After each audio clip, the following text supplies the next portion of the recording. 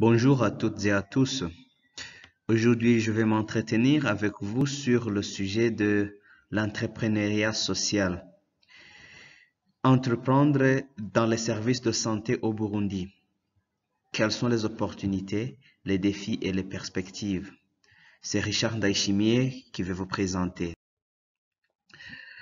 D'abord, qu'est-ce que entreprendre? Selon Vincent Barbero, entreprendre, c'est se réaliser pour contribuer à vivre dans une société dynamique. Les sociétés sont considérées comme dynamiques, d'où il faut se réaliser. Chaque personne doit pouvoir contribuer de sa manière dans cette dynamique de société et surtout apporter des solutions qui sont originales face aux problèmes du temps, les problèmes qui gangrènent nos sociétés. Chacun dans la place où il est doit pouvoir imaginer des solutions originales aux problèmes qui sévissent, qui surgissent, ou bien des problèmes qui existent au sein de la société dans laquelle il se retrouve. Voilà en quelques mots ce que c'est entreprendre. C'est d'abord se réaliser. C'est la personne même qui doit prendre la décision de prendre sa destinée, de pouvoir penser à réaliser une activité pour apporter une solution originale à un problème original, un problème qui gangrène la société. Et l'entrepreneuriat, donc, ça veut dire quoi? C'est le passage de l'idée. On part de l'idée à l'action. Il faut avoir une idée pour entreprendre. La première chose est d'avoir une idée et ensuite, il faut pouvoir exploiter cette idée et cette idée, la mettre en action. En d'autres termes, il s'agit de développer un esprit d'entreprise, un esprit entrepreneurial. Développer l'esprit entrepreneurial veut dire quoi? Ça renferme plusieurs concepts. Il y a la notion de créativité, il y a la notion de l'innovation, il y a la notion de risque.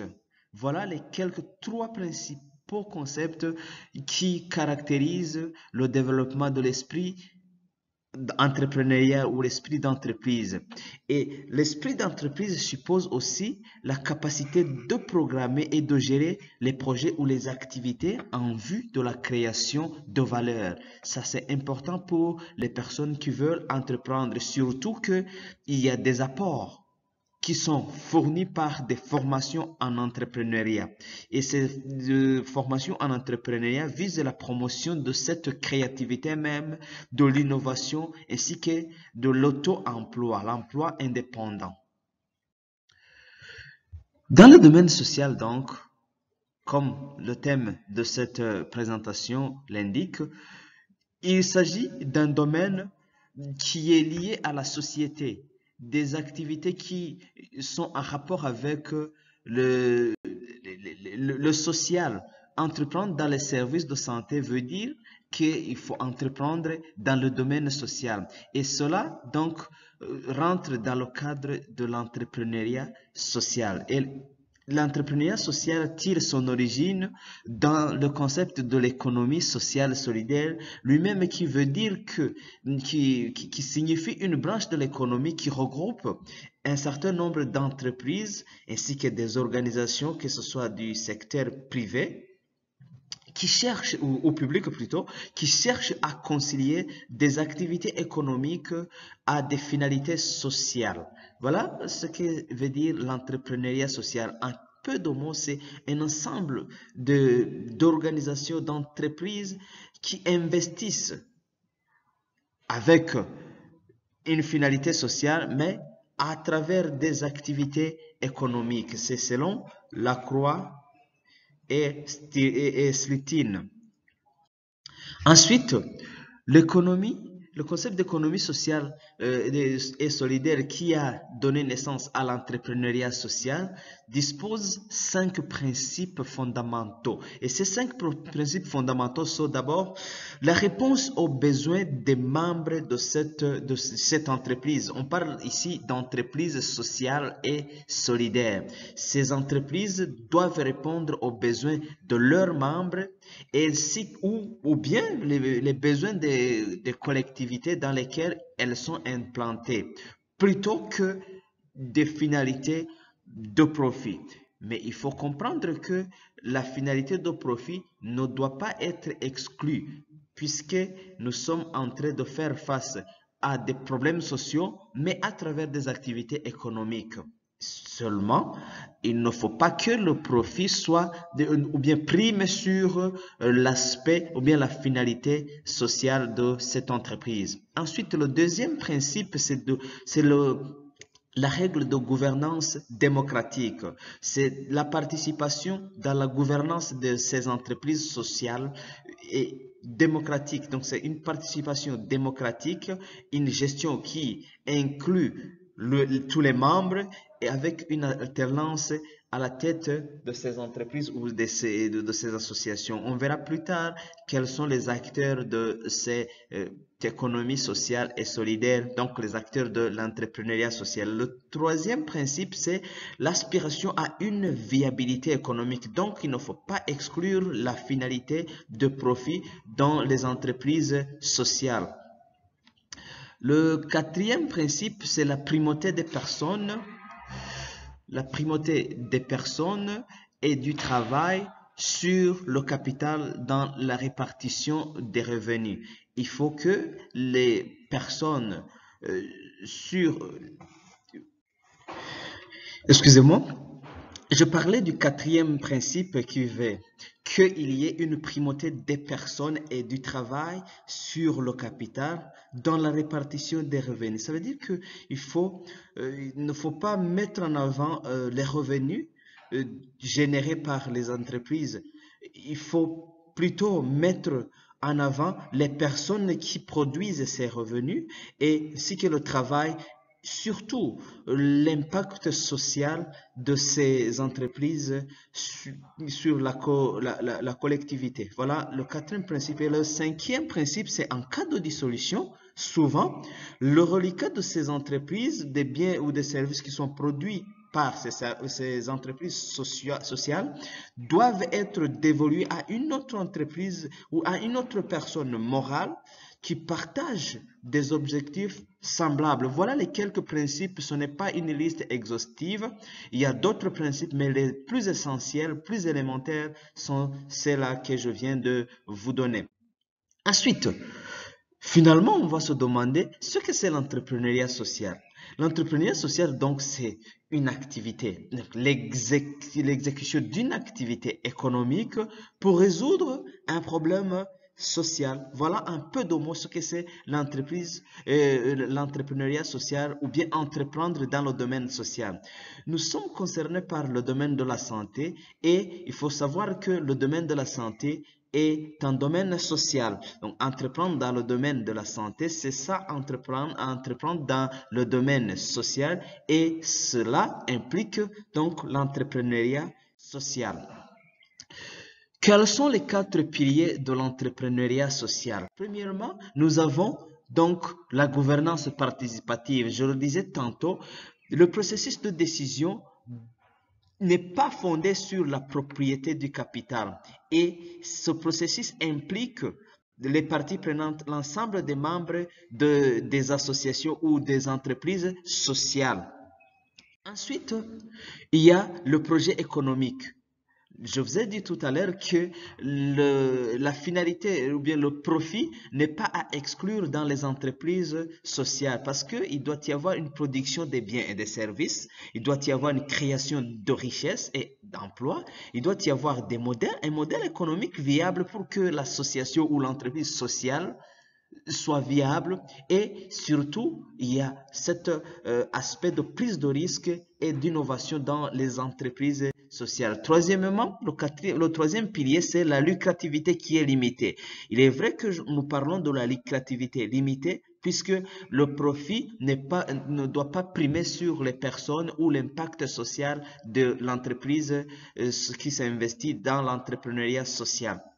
Le profit au service des hommes et du projet, donc il faut qu'il y ait une rémunération limitée du capital et l'encadrement soutenu de l'échelle des salaires. Voilà. Et le quatrième pilier, c'est la finalité sociétale de cette entreprise du domaine social. Différents moyens d'atteindre ces finalités sont par exemple les salariés par ses clients, par ses bénéficiaires. Donc, il ne faut pas qu'il y ait un profit, et donc la mise en avant, la primauté du profit sur les différents acteurs. Donc, il faut qu'il y ait cette finalité sociétale dans les entreprises qui investissent dans le domaine social. Parlons maintenant des principaux acteurs de l'entrepreneuriat social ou de manière générale de l'économie sociale et solidaire. Ces acteurs principaux sont premièrement les coopératives. Les coopératives sont de plusieurs ordres. La solidarité, des coopératives de solidarité, il existe des coopératives de développement, etc. En deuxième lieu, un autre principal acteur de l'entrepreneuriat social ou de l'économie sociale et solidaire, ce sont des mutuelles de santé, des mutuelles de prévoyance, etc., etc. Troisièmement, sont des sociétés commerciales d'utilité sociale, par exemple des associations de protection de l'environnement, etc., etc. En quatrième lieu, un autre acteur, ce sont des fondations. Il existe plusieurs sortes de fondations. Des fondations du domaine de la santé, des fondations humanitaires, etc., etc. Et enfin, le cinquième acteur principal de l'économie sociale et solidaire, ce sont des associations sans but lucratif et il y en a beaucoup. Et surtout, il faut se référer à la loi partout où vous êtes. Et comme nous traitons du Burundi, actuellement, il est important de considérer trois types de lois qui régissent ces entreprises du domaine social. Et ces lois sont, numéro 1, la loi portant code des sociétés privées et à participation publique. Ça, c'est une loi qui est importante puisque elle va permettre de distinguer une entreprise privée d'une entreprise sociale. Et il y a aussi la loi qui régit les sociétés coopératives. Nous venons de voir que parmi les acteurs principaux de l'économie sociale et solidaire, il y a les coopératives, mais aussi il y a cette loi qui régit les ASBL, les associations sans but lucratif. Ce sont les trois principales lois qui caractérisent le domaine législatif de la constitution des entreprises, du domaine social et de manière générale des entreprises. Donc, quelqu'un qui voudrait entreprendre dans le domaine social comme celui de la santé voudrait bien regarder ou bien tenir compte de ces lois, que ce soit au Burundi, qui nous concerne pour le moment, mais aussi dans d'autres pays, il y a chaque fois des lois qui sont élaborées pour réglementer cette filière d'entrepreneuriat social.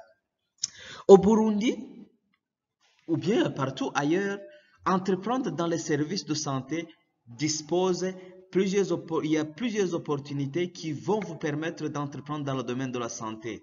Et ces opportunités sont par exemple l'existence de coopérations dans le domaine de la santé. Il y a une coopération qui est de plus en plus développée entre les acteurs, plusieurs acteurs variés avec les universités. Il y a des partenariats qui sont créés avec le ministère de la Santé publique et de la lutte contre le sida. Ça, c'est une opportunité à saisir. C'est des circonstances qui sont créées et qui conviennent pour entreprendre dans les services de santé. Ensuite, au Burundi, le domaine de l'entrepreneuriat social, donc entreprendre dans le domaine social, comme les services de santé, c'est un domaine qui est encore sous-exploité et il est nécessaire que les gens puissent s'investir dans ce domaine pour saisir ces opportunités et de transformer leurs idées en bénéficier de la création de l'emploi et la génération des revenus, quoique le profit ne doit pas primer sur l'impact social. Il y a aussi au Burundi l'opportunité qu'il y ait la disponibilité de la législation. Tout à l'heure, je viens de vous montrer que l'État a mis en place une réglementation pour ces activités d'entrepreneuriat social. Et enfin, il y a l'environnement favorable à l'investissement. Dans le contexte actuel, que ce soit le contexte politique, le contexte sécuritaire, l'environnement économique, tout est favorable à l'investissement et surtout que le domaine de l'entrepreneuriat social est sous-exploité, il faut investir dans ce domaine. Mais il y a des défis quand une personne décide d'entreprendre dans les services de santé ou dans le domaine social. Et ces obstacles à surmonter sont par exemple la triple destinée de l'entrepreneuriat social. Et cette triple destinée, selon Philippe Frémaux, en 2012, c'est que il y a plusieurs initiatives des entreprises sociales qui sont récupérées à d'autres fins. Par exemple, il y a des fondations qui sont créées comme étant des entreprises ou bien des entreprises sociales, mais qui sont récupérées plus tard à d'autres fins, que ce soit des fins politiques, etc. Ensuite, la deuxième destinée, c'est l'entrepreneuriat social est souvent considéré comme une pratique à négliger, une pratique banalisée et c'est souvent là qu'elle donne le pire puisque les gens qui s'investissent ou bien les gens qui ne prennent pas au sérieux cet investissement dans l'entrepreneuriat social se retrouvent avec des difficultés et surtout quand leurs initiatives ont été récupérées à d'autres fins.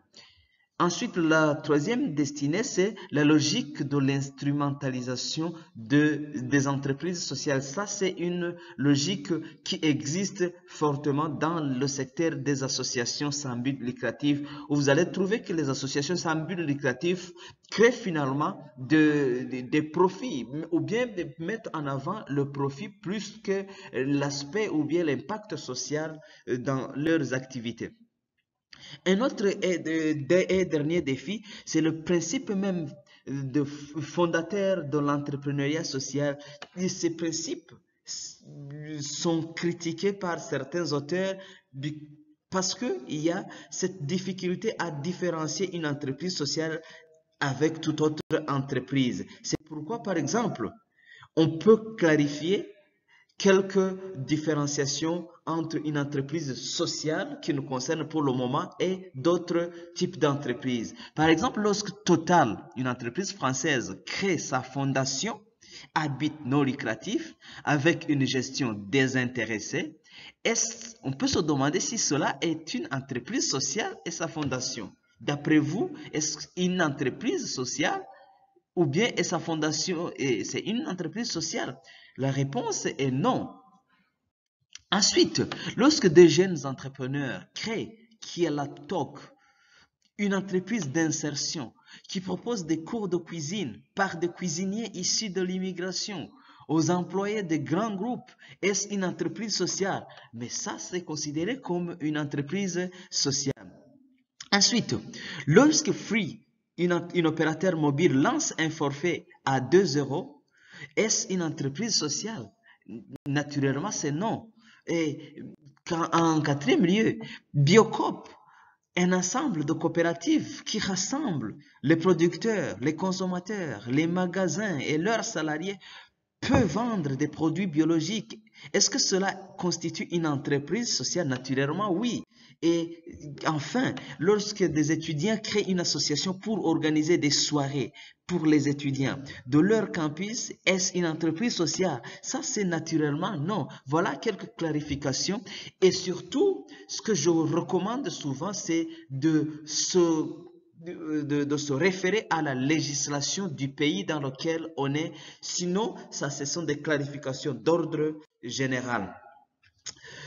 Quelles sont les perspectives pour l'entrepreneuriat social dans le secteur au Burundi? C'est un domaine qui est ouvert ou il y a possibilité de création de l'emploi et la génération des revenus, quoique ces revenus ne doivent pas primer sur l'aspect ou l'impact social. L'autre perspective, c'est que entreprendre dans le domaine social constitue même la réponse aux problèmes sociaux en utilisant des solutions économiques. C'est une perspective c'est un domaine ouvert à l'activité, puisqu'on a vu qu'au Burundi, ce domaine est vraiment sous-exploité et cela permettrait de créer de l'emploi et de générer un peu de profit. En troisième lieu, comme perspective, il y a cette possibilité de sensibilisation à la culture entrepreneuriale. Quand on commence à entreprendre dans le domaine social, c'est un domaine qui est largement ouvert, qui ne comporte pas, je dirais, entre guillemets, beaucoup de risques, même si des risques ne manquent pas. C'est un champ dynamique et qui est porteur. Surtout, c'est un champ qui est porteur. Et nous avons vu que les jeunes peuvent investir dans des coopératives, en format de coopératives, en format des mutuelles. Et les jeunes ou bien d'autres personnes même peuvent investir en créant des sociétés commerciales d'utilité sociale, des fondations ou des associations. Voilà, c'est un domaine où il faut investir et nous avons vu qu'au Burundi, cette sensibilisation est nécessaire pour que les gens puissent s'investir et investir dans ce domaine social pour donc c'est le domaine de l'entrepreneuriat social qui devrait être développé. En bref, qu'est-ce que l'entrepreneuriat social? On voit que l'entrepreneuriat social, c'est tout simplement ce passage de l'idée à l'action. Vous prenez des initiatives, vous les transformez pour une utilité sociale. Voilà un peu de mots ce que ça veut dire entreprendre dans le domaine social. Si c'est entreprendre dans le domaine social et plus précisément dans le domaine de la santé, voilà, nous venons de donner des exemples d'acteurs qui peuvent vous intéresser ou bien des entreprises qui peuvent être créées dans le domaine de la santé au Burundi. Et entreprendre dans le domaine ou bien dans les services de santé signifie la création des entreprises sociales qui sont liées au domaine de la santé. Et ces entreprises doivent chercher à maximiser un impact social, donc, plutôt que leur profit. Ensuite, ces entreprises doivent être ancrées sur un territoire non délocalisable. Et parler de non délocalisable peut sembler une aberration, mais on peut y travailler et créer son entreprise sur un territoire donné et cela va permettre de générer un impact, de créer un impact sur cette collectivité même. Ensuite, ces entreprises doivent être considérées comme des organisations dans lesquelles la prise de décision est démocratique. Donc, l'alternance à la tête de ces associations doit primer sur tout. Ce n'est pas une propriété familiale où c'est quelqu'un qui est là à prendre 2, 3, 4, 5, 10 mandats. Il faut qu'il y ait une alternance à la présidence ou à la gestion de cette entreprise. Quand nous sommes au Burundi, comme conseil, il faut se référer à la réglementation en vigueur. Et une question qui se pose alors pour les gens qui n'ont pas encore investi, ou bien surtout les jeunes qui n'ont pas encore investi, qu'est-ce qu'ils attendent ou bien où sont-ils? Sont-ils en train de créer les opportunités ou sont-ils en train de penser à l'emploi, à l'auto-emploi ou à demander de l'emploi au service étatique? Je pense qu'un bon conseil, c'est de sauter sur chaque occasion qui se présentent. Surtout quand des occasions, des opportunités sont là, il faut les exploiter car demain risque d'être trop tard. Et je voudrais vous remercier pour votre attention. C'était Richard Ndaïchimier. Pour le contact, vous pouvez voir mon adresse email. Il y a aussi le site internet qui est là. Et je vous remercie.